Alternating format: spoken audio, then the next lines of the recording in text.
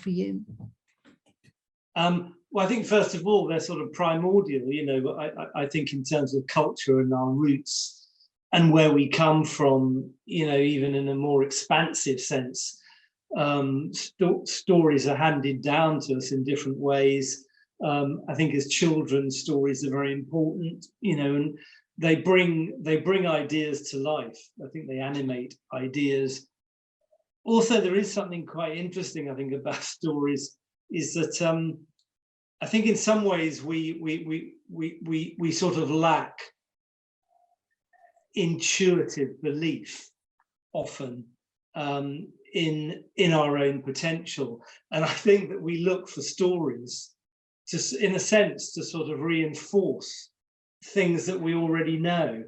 What I mean by that is I think we know a lot of things about education, about the value of the intuitive, for example, over the logical and the rational.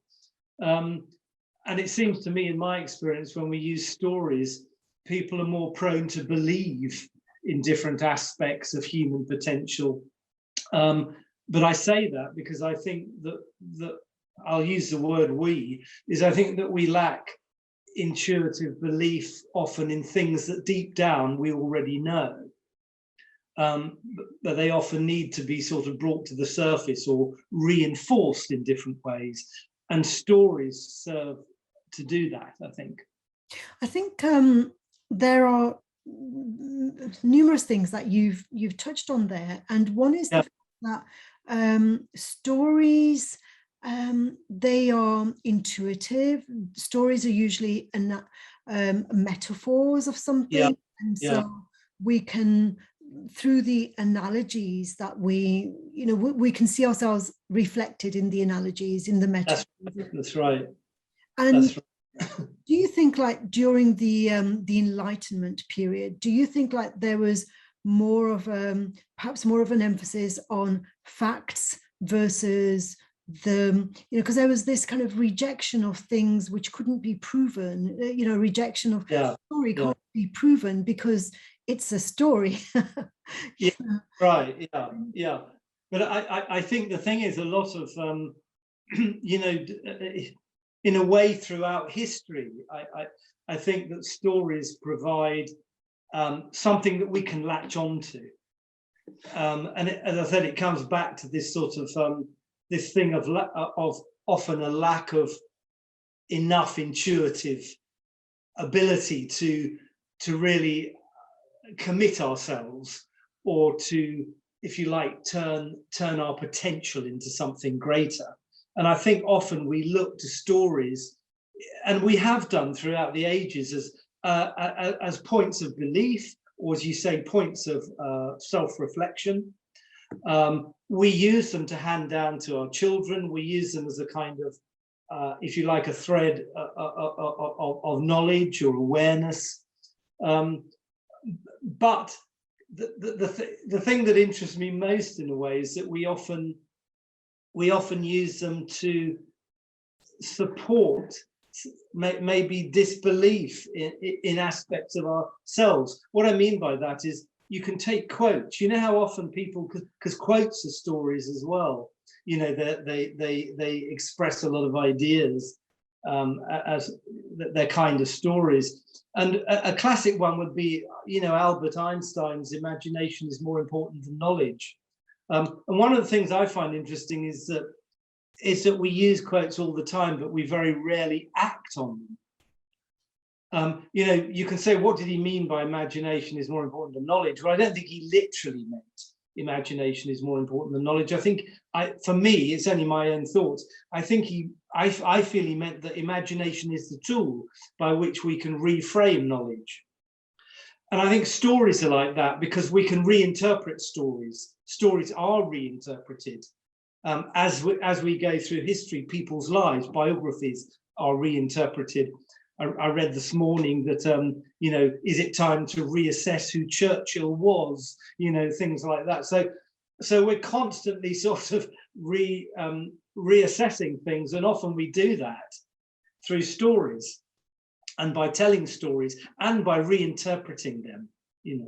Absolutely. Every story, it is subject to interpretation. Yeah, yeah, It yeah, is yeah. not meant to be a fact. It's not meant to be totally evidence-based. And let's say Churchill is a story. That's And right. That's right. the story can be interpreted in hundreds of different ways, depending on where, I mean, I don't know how many million people died in Bangladesh. It wasn't called Bangladesh at that Yeah, time. There was yeah. famine. I think it was millions of people that died. So their story about Churchill and how Churchill's story intertwined with their own would be very different to somebody who believes that Churchill was responsible for winning the Second World War. Right, absolutely, absolutely. It's all about perspective, isn't it? And how we, I mean, I know you sort of relate this in the second question to sort of creativity, and I think often the two are related. Actually, I think stories and creativity have a kind of close relationship, and we often try to. It's a mistake to try and pin down what we believe is true within a story, because as time evolves, we see different perspectives and understand them in different ways. And I think creativity is the same. I think one of the mistakes, I've been involved in creativity for a long time, and I don't mean this in a kind of cynical way at all, or a flippant way, but what I've noticed in myself is that when I was younger, I wanted to pin the subject down. And as I've got older, I've actually found that I understand more about it by not pinning it down, by actually seeing it as an open book. You know, it's if you like, always seeing creativity or as a subject as an empty space in which you can walk into, and that anything could come about, or any connection could occur. Well, it's interesting that you say that, Peter, because when I was researching, my PhD research was based on the subject of creativity. And for the first 2 years, it was basically researching to find a definition of creativity. 2 years. Yeah. Because everyone, has a different slant on what we actually mean by creativity. And when people say, I'm not very creative, that's because their definition of creativity is not the same as the definition that another person who believes, well, everyone's creative. And the person who says everyone's creative is defining it in a different way compared with the person who says, well, I'm not creative, because, and they're both right. Yeah, that's absolutely right. Again, the subject of creativity, I have, because I work on programs and have done for quite a while at the London Business School. I'm always in a position of needing to actually address the subject in a simple sort of collective way. And one of the ways I look at it now is actually really quite simply that although it's a sort of infinite, there's an infinite number of ways, as you're implying, that you can interpret or see the subject. I think if you look I think it's quite useful to actually look underneath the word, if you like, to look for the words or processes that support the word we call creativity. So if you look underneath the surface, you've got things like play, you've got intuition, you've got spontaneity, you've got perception, you've got interpretation, you've got introspection, you've got empathy. All of these sort of things, all of these processes, in actual fact, everyone uses in some respect or other most days. We're being empathetic in some respect or other every day. I think the difference is, and particularly in a business sense, is when are we getting the opportunity to dwell in those processes or to strengthen them? And when you gave me that list of words that you associate with creativity, my immediate response was, well, those are the associations that for some people, it's like, we don't want creativity because we don't want playfulness, we don't want spontaneity, we don't want introspection, we want something which is tangible, valuable, and makes business commercial sense. And so again, it's to do with like not people can have this assumption, well, creativity is valuable to everyone. Well, no, not everyone, because some people are looking for different things like quality or efficiency, or things which if we want to be creative, we can't always be efficient at the same time. And well, I agree with that. I agree with that up to a point. I think you're right. And certainly some companies don't particularly need creativity, as you say, depending on the nature of their work. But I think in terms of human beings, for example, you can have a company that doesn't necessarily need huge amounts of creativity and idea generation, but do need people in their organization who are introspective, more empathetic, can work better as teams, understand each other better, work better collectively. I think you can look at certain elements of creativity that can help them to do that. And in a sense, I mean, creativity can be anything, can't it? I mean, it can be a person, designing their garden, and it could be someone, it could be someone who doesn't know much about cooking, but is actually being quite creative with the ingredients they've got, without even knowing it, So it's in our lives of course. the whole time. But I agree with you that not all companies need it, but possibly as human beings, we can improve the company performance by actually developing as human beings. Yeah. And creativity can help us in that respect. Yeah, again, it's to do with that narrow definition. It's not necessarily that not all organizations need it. It's like they don't want what is associated with it, like the playfulness and the imagination, etc. But every organization has a story. There is a beginning to that organization. There is, the destination, where they plan to go, and there's the strategy, how they plan to get there. That is a story. Yeah. And that story isn't evolving, if that story isn't responsive to what the external changes, if they're not making connections. So that's all to do with creativity, but it's not making connections or creating a strategy. Very often they're not seen to be associated with creativity. And of course, you and I would agree that even a strategy has to be creative, doesn't it? Well, I think we're living in a world, it's quite interesting, because more of my work at the London Business School and other places has been wrapped around trying to share with managers how to deal with ambiguity, how to deal with uncertainty, how to deal with a rapidly changing world. I would probably say that on balance, if you don't have people in your organization who, if you like, can cope with change, can cope with the unexpected, can actually use the unexpected or ambiguity to their advantage, you may be risking whether you're going to be there in 5 years' time, for example, or even less. So I think creativity in different forms, most companies sort of need to be aware of it. And I think, in terms of if you project where you're going in the future, for example, I remember being in a meeting where the CEO in this company kept talking about how worrying it is that they can't really predict the future or where they're going. A strategy that we develop now could be useless in a year's time, given to the changing nature of the world, dynamics or whatever. And one of the things he was doing was actually just constantly pointing outwards into the center of the room. And one of the things I felt is the fact that the sort of the reality, or if you like, the future of the company isn't so much out there, it's actually within us. So I think a lot of managers and a lot of companies are faced with the thing of actually needing possibly to reinvent themselves quite quickly in responses to the dynamic and swiftly changing circumstances in the world we live in.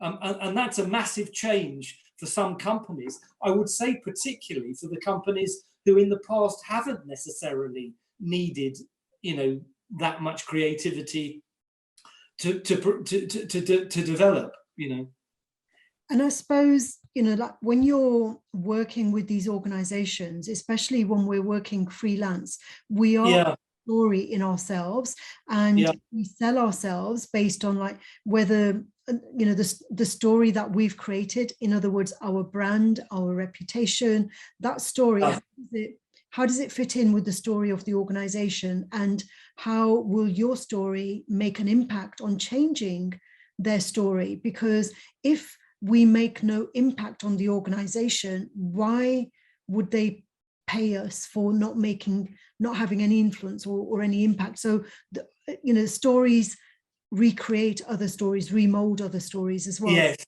yeah.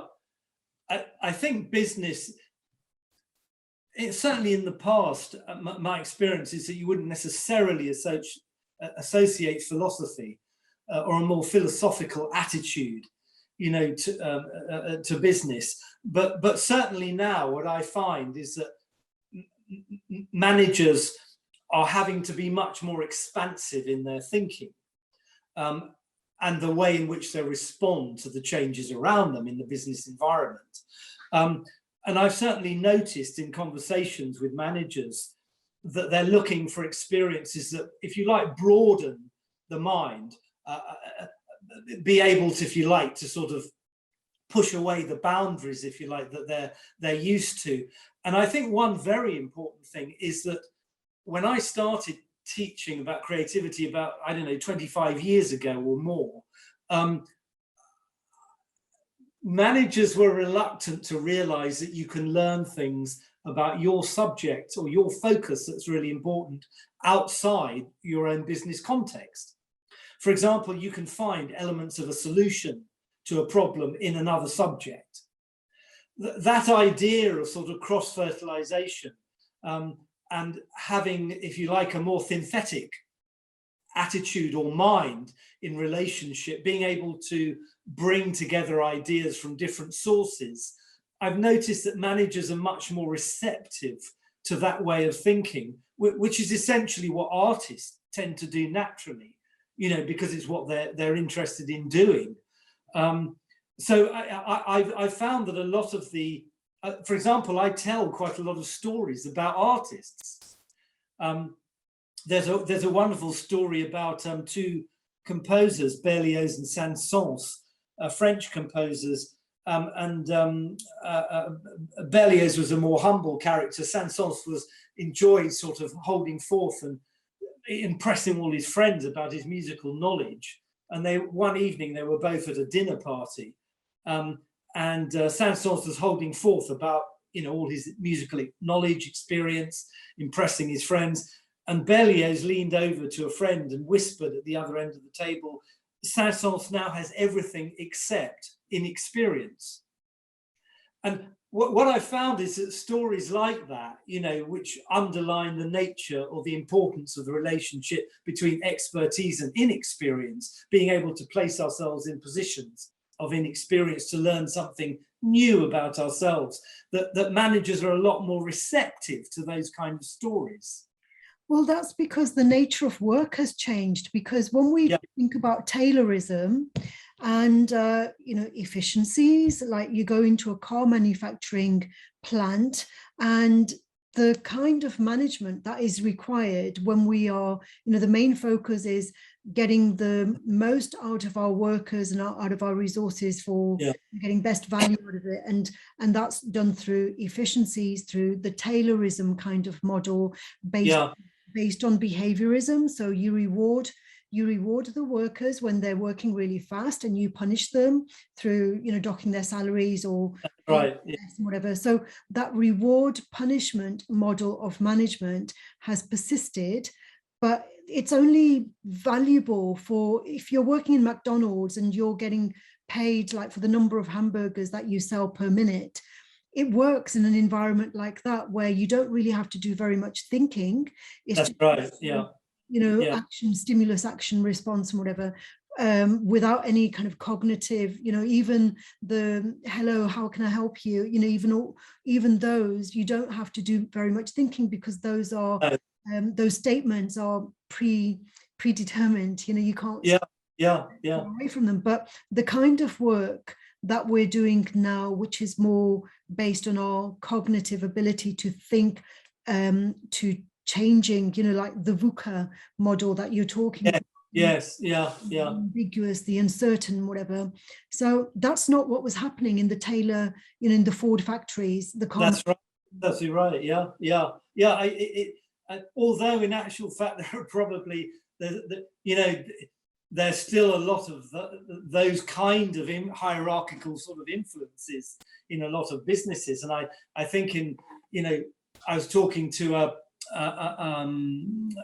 consultant who's working with a German engineering company, and he says that the company's essentially struggling with a sort of almost like a 19th century sort of model in terms of management. It's still extremely hierarchical, and they're struggling to sort of change that. And he's helping them, obviously. But we're also all being encouraged, I say, through online work, is to be our own boss in a sense, and to invent our own business. I mean, it's interesting that my children, don't really want to work for other people. They're sort of creating their own work online. So it is a rapidly changing environment, but there are still elements of that sort of hierarchical model around, I think. You're right. Which is fast becoming outdated. And when you talk about your children not wanting to work, that reminds me of Charles Handy, because the empty raincoat, his forward, the empty raincoat, he said the advice that he gave to his children is like, I don't care what you do, but don't get a job. yeah, that's right. No, it's right. I think also what's happening is my wife is actually, without going into detail, part of an organization like this, where they're an organization of like-minded people, who are coming together with no hierarchy at all. They do have team leaders and stuff, but it's very supportive, very enthusiastic, supportive, friendly environment. And it's sort of set around a coaching model. But it's very much about like-minded people, which is obviously very different from the sort of corporate model. And you sort of wonder, in a way, how long that kind of model will go on for. It's kind of interesting, the numbers of people who are starting their own business online. I see it on Instagram the whole time. I mean, I'm sort of advertising my pictures, my art, and stuff like that. But it's just kind of interesting, the numbers of different people starting up different kinds of independent businesses.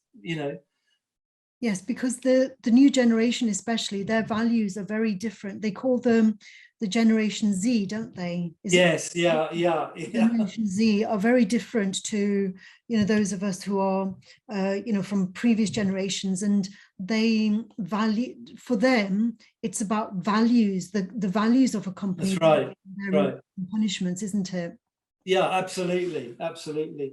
And I suppose that because they've grown up with the tools and everything, they're more used to creating their own dynamics, their own environment, from what, my son's still sort of very much kind of, he's just finished his baccalaureate, but he's still his room is his den, if you know what I mean. But at the same time, he'll start, sooner or later start using his tools and his ability to create something online. I don't doubt it. So it's interesting, different stories. They'll have different stories. Yes. When I first started to teach, my first degree was in psychology, and so my teaching was informed through behaviorism, then humanism, then cognitivism. And do you think that are those different approaches, are they enough, or do we need to be creating something which is more relevant, more creative for the external environment that we find ourselves in now? What do you think? Do you think we can reshape what we've already got, over the last 100 years, or create something? I think on the one hand, it's very difficult to predict, because anything can happen quite suddenly. I certainly sort of slightly, unless corporate organizations and a lot of them are, but unless corporate organizations can sort of change their shape, then you wonder whether our children will want to work for them. I mean, my children don't. I think that the kind of work-life balance, you know, and being able to work anywhere. My children want to be able to work anywhere, you know. So my eldest daughter's in Rome at the moment, and she, you know, she thinks she might want to work there. So she'll probably create, and she is sort of creating, you know, ideas about how she can stay in Rome and work there and set up life there or whatever. So her kind of attitude towards the world is more intimate in a way. I think she sort of sees that she's a bit more like a, I don't know, is gypsy the wrong word? I don't know, but she's nomad. More of a rover. No, she's more, a nomad. Yeah, I think they're all going to be like that. The kids, they're a bit more nomadic in their attitude, and seeing home as a kind of base that they can sometimes come back to if they need to. But it's certainly less organization orientated, that's for sure. So you sort of, again, as I said, my wife is involved in an organization that has a radically different model to the sort of corporate one. And she likes the way it's run, and she likes the people, and she likes the openness and the generosity and the flexibility. And I think people will continue to, I don't know, I'll give you an example of what I'm doing. I mean, you know, I'm 64, so I'm kind of used to working most of my life in business, whether I'm doing my art or not, for corporate organizations. But because I'm really involved in my art at the moment, I'm thinking of turning my house into a gallery. You know, I'm creating I'm reshaping what my home could become. You know, and then I can sort of, when I've got my pictures up on the wall, literally upstairs will be like a gallery where people can come, but also I can film it and take people around and do you know, films to attract people and see my potential in a different way. So that's a different kind of story for me. Yes, that's right. The story of our homes. It's like, right, yeah. Is the home a place where we eat and sleep? Or can it be a lot more than that? Yeah, well, that's exactly what I've been thinking, and why I'm doing what I am is, and I do that on when I'm doing creativity workshops online. I use drawing, sometimes painting, but I get people to actually use different aspects of the home, you know, or the garden or the street or whatever. So that it's not just a static thing, you know, like Zoom or Teams, whatever. You know. Yeah. It kind of, the picture that conjures up in my mind is like the set. You know, it's like every story has a set, and what you're doing is just, you know, redecorating your set, basically repurposing your set, and that will create a new story. Words are very important. I was working with a company recently, and they're trying to sort of become more of an eco company, and they're trying to look at their work in a different way. And one of the things we did is actually quite simple, is to replace the word work with studio. And for them, as soon as we started doing that, they actually started seeing their behaviors and what could exist in the studio and how they operate in the studio in a completely different way. And one team leader in the company has actually set up his team around that idea, that we actually think about our work as studio based. That's very powerful, isn't it? So one word, studio, it shifts the identity of that location. And one word can shift our own identity as well. So if we, you know, if you call yourself European, you'll have an identity compared with if you call yourself a Londoner, you know. That's absolutely right. And I think that's partly why people on Instagram, they invent names for themselves and stuff like that. A lot of the artists invent names or whatever. I remember when I was working with a coach for McLaren, the sports car side of McLaren, and they wanted a sort of, if you like, out of the box experience. And what we did was get them to spend, these were the designers of the cars, and we got them to spend a whole day with professional ballet dancers in a ballet studio. And at first he didn't see the connection, but once they'd actually drawn and painted and had extensive conversations and watched the ballet dancers perform, one of the things he realized is that when he was talking to the ballet dancers, that he was inspired by their use of language. And he realized that the quality of the language and the words that they use were over familiar in the studio. And that, if you like, by actually shifting their language, they could actually look at the potential design of the car in a different way. And he said he was amazed that he actually realized that by watching ballet dancers. Mm-hmm. That's very interesting, yeah. And it's this thing of one of the things I try and communicate a lot is that we can often find part of a solution to a problem or a strategy in another place, in another subject. And again, that's where not so much that we always need creativity in every business, but we need elements of creativity to help the mind to be more expansive about how it makes predictions or connections or thinks about its own future. And sometimes when we have a problem in our own lives, in our own story, as it were, and you tell me a different story and I see myself reflected in that story and I can see my solution, although I couldn't see it in my own story, I can see the perfect solution for, what I'm going through, because you've told me a different story. That's it. Yeah. I think the thing that one of the areas where creativity or elements of it, let's say, are useful is exactly what you've described, is one's own perception, is actually being able to see subtle differences. A bit like when someone's doing a speech in front of, a couple of hundred people, is being able to read between the lines, and not take every word literally, as it were.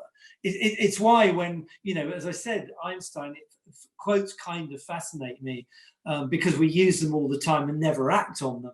But, what did he actually mean when he said imagination is more important than knowledge? That it's a real subject there, so the subtlety with which, I think Edward de Bono, the thinker, because Charles Handy and Edward de Bono were two people I was interested in a lot earlier, but Edward de Bono, I think, was right, is that the point of education should be to help us to see how we can use our minds, and the actual quality of thinking itself. Unfortunately, Peter, a lot of governments, they don't want us to do that. Would be dangerous. I think their minds. I'm beginning to see that very clearly now, aren't we? No, I think you're absolutely right, and I don't know. We as people who elect governments, we somehow need to be a lot more attentive in some way or other, in terms of people we put into positions of power. Most societies rely on the majority being conformist. Yes, that's right. Yeah. I mean, hopefully we are, with media and everything, we are waking up a little bit. And one thing I find interesting is what's happened in America, in I know Donald Trump and then the storming of the Capitol or whatever. One's own perception of sort of America has changed. It's like you're beginning to see media does. I mean, obviously you can be fed lies as well, but it does help at the same time to sort of see underneath the surface a bit more, and to see what's going on. So I don't know. Maybe there is hope for the future, but I tend to agree with you. It's strange for me because, I believe that we are how we educate. The society we have it comes from how we educate and our perspectives on education. And really, in society, there is nothing probably more important than the quality of your education or your health or whatever, but certainly education is extremely important, and we don't take it seriously enough. Most education doesn't take place in the classroom. No, well, that's true, and it's a shame. I mean, too many young people slip through, don't they, without really any experience of it at all. Well, Peter, in the UK, 20%, this is like a figure from 2018, so not so long ago, 20% left, school leavers at the age of 18 left without basic qualifications, without maths and English level 2. Yeah. That's 1 in 5. It's like, what were they doing at school for 10, 12 years? Well, some of them would probably have been in gangs rather than at school or whatever, but I don't know, if you take it to a higher level or sort of more expensive level, there are wonderful people in the world, there are wonderful organizations, and generally speaking, you'd probably agree, most of the people you meet are nice people who are conscientious and everything. Not everyone, but we collectively have such a materialistic attitude. When I think of, when you think of what we've done to the planet, and since, I don't know, just in my lifetime, and you can understand members of the younger generation being angry at us, for not taking more care of it, and as I said, because I'm an artist and everything, I have this I'm thinking of doing this cartoon of these two guys sort of walking along. They've finished work and they got their paycheck, or they got a rise or something. One guy saying, "Oh, I think I can get that Maserati or the sports car now," and then behind them there's a tsunami wave, about sort of 10 feet high. We don't seem to do anything until it's almost too late. Yeah, that's a powerful metaphor. Is that still in your imagination, or have you actually drawn that? I've done little sketches and things, but I'm thinking of actually doing an art piece that is about that. Is that thing of, unless because you think what people are experiencing, where are these terrible fires like in Greece and everything, and obviously unless you're connected with it, or if you know someone there, understandably, we sort of carry on with our own lives. But I suppose what we feel is that somehow collectively governments just seriously need to get together and actually do all the right things, rather than compete with each other and play games with each other, fly planes into each other's spaces. Yeah. Well, there's more profit in that, isn't there, for some people? Yeah, that's right.